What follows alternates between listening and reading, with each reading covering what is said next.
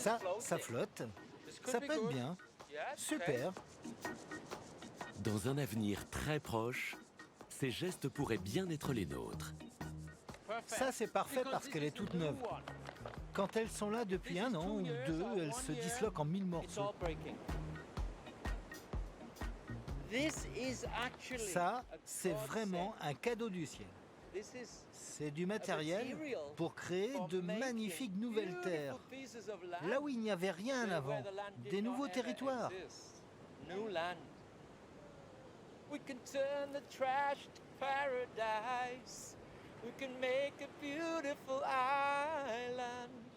On peut en faire partout dans le monde.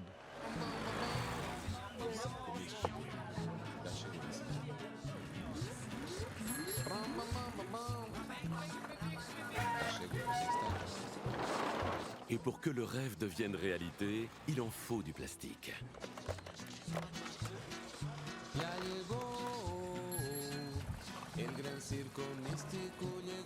Richard Sowa est un artiste anglais qui vit au Mexique depuis 20 ans.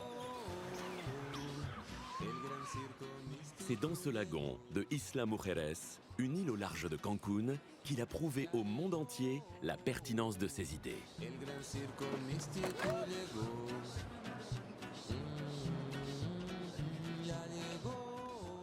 C'est toujours bien de rentrer à la maison. Et non, ce n'est pas un mirage. Il a fallu près de 8 ans à Richard pour construire son petit paradis flottant.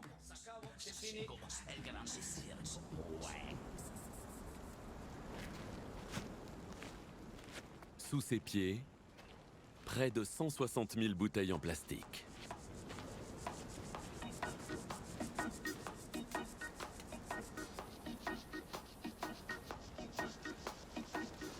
Voilà, ce sont comme des briques, sauf qu'elles flottent. Mais ce matin, Richard a un léger souci. La maison est en train de s'affaisser de ce côté. Je vais essayer de mettre 10 ou 12 sacs en dessous pour la redresser un petit peu.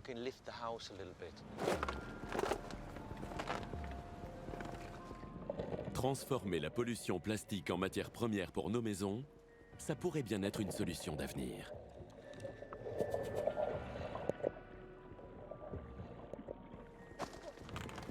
Les sacs sont attachés à des palettes et je les ai recouverts avec des planches de bois et du sable. J'ai planté des mangroves. Regardez celle-là. Elle est toute jeune, mais les autres là, ce sont les plus vieilles. Et les racines et le plastique sont complètement entremêlés.